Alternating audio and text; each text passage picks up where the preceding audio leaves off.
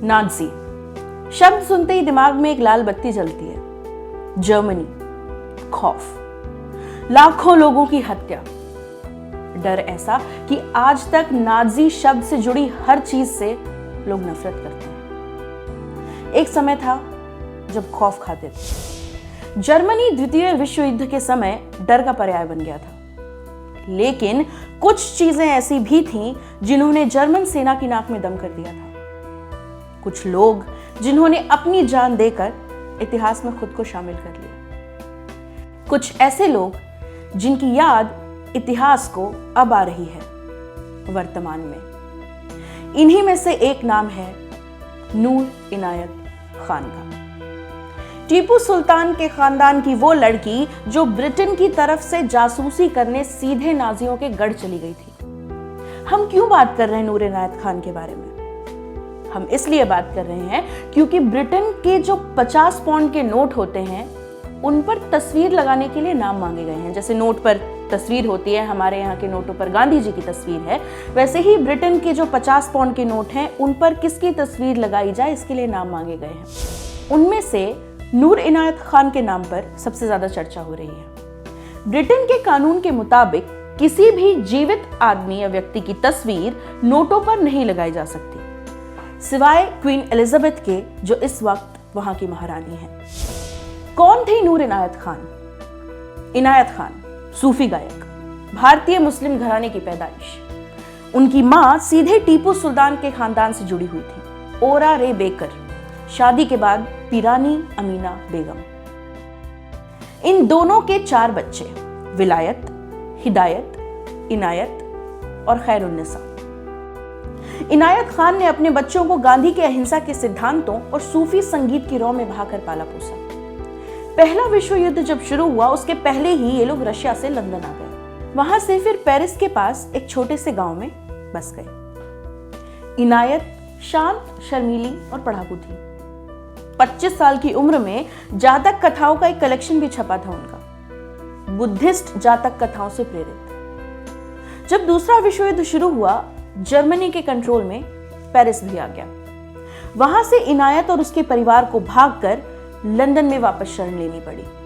इसका विरोध करने के लिए इनायत ने निर्णय लिया कि वो कुछ न कुछ जरूर करेंगे।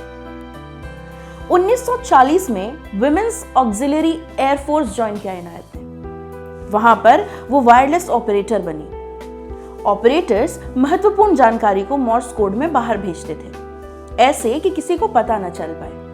आपने अगर राजी फिल्म देखी हो तो उसमें आपने आलिया भट्ट के किरदार सहमत को संदेश भेजते हुए देखा होगा, टिक टिक करते हुए एक मशीन पर। वो मोर्स कोड होता है। उसी का इस्तेमाल करके नूर महत्वपूर्ण जानकारी भेजती थी। 1942 में नूर ने विंस्टन चर्चिल द्वारा शुरू किए गए programme special operations executive join किया। उनका नेचर ऐसा नहीं था कि वो जासूस बन सकती, बड़ी लापरवाह टाइप की थी। कोर्ट की किताबें खुली छोड़ देती थी, लेकिन काफी समझदार थी। उनकी ट्रेनिंग काफी तगड़ी वाली हुई। एसओई के जो अंडरकवर एजेंट होते थे, उनका काम था यूरोप के भीतर हो रही जो छोटी छोटी क्रांतियां हैं उनको बढ़ावा देना, ताकि वहां से जर्मनी का जो कंट्रोल है वो कमजोर पड़ जाए। हर जासूस की तरह नूर का भी एक कोड नेम था। उनका कोड नेम था मैडेलाइन। 1943 में वो पेरिस में एसओई बनकर जाने वाली पहली महिला थी। उनके पेरिस पहुंचते ही गेस्टापो सीक्रेट पुलिस थी, जैसे स्कॉटलैंड यार्ड या इजराइल का मोसाद है वैसे ही। उसने बड़ा छापा मारा था, लेकिन नूर बच गई। अगले 3 महीनों तक नूर लगभग रोज अपना हुलिया बदलती थी, गेस्टापो को चकमा देती थी, पूरी की पूरी खबर लंदन भेजती थी। आखिरकार एक डबल एजेंट ने धोखा दिया और उनको पकड़वा दिया।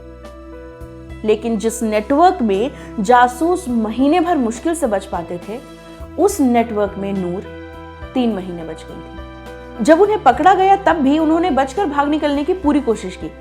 6 तगड़े पुरुष लगे उनको पकड़ने में। एक बार बाथरूम की खिड़की से निकलकर ड्रेन पाइप के जरिए भागी, लेकिन गार्ड्स ने शोर सुनकर उनको पकड़ लिया। जब नूर ने एक बार और भागने की कोशिश की तो उन्हें जंजीरों में बांधकर अकेले कैद कर दिया गया। Solitary confinement. उनको टॉर्चर करते हुए सवाल पूछे गए। जो औरत प्रैक्टिस में सवालों से डर जाती थी, उसने पूरे प्रोसेस में मुंह तक नहीं खोला। 1 साल तक कैद रहने के बाद नूर को दचाऊ कंसंट्रेशन कैंप में भेज दिया गया। उनके साथ आने वाले लोगों को तुरंत मौत के घाट उतार दिया गया था। लेकिन नूर को 13 सितंबर 1944 को गोली मार दी गई। जो लोग वहां मौजूद थे उनके हिसाब से जब नूर को गोली मारी गई तो उनका आखिरी शब्द था लिबर्टे, यानी आजादी। नूर ने जब WAAF में जुड़ने के लिए इंटरव्यू दिया था तब उन्होंने अपने इंटरव्यू लेने वालों से कहा कि युद्ध के बाद अपनी पूरी जिंदगी वो भारत की आज़ादी के लिए लगा देंगे। नमस्ते, मैं हूँ प्रेरणा, आप देख रहे हैं ऑर्डिनरी। अगर आपको हमारा ये वीडियो अच्छा लगा तो हमें कमेंट सेक्शन में ज़रूर बताइए। हमारा फेसबुक पेज है ऑर्डिनरी के नाम से उसे लाइक कीजिए। हमारा यूट्यूब चैनल है ऑर्डिनरी के नाम से उसे सब्सक्राइब कीजिए ताकि ऐसे वीडियोस आप तक पहुंचते रहें। और हमारी वेबसाइट है www.ordinary.in, उसे विजिट कीजिए। बहुत बहुत शुक्रिया।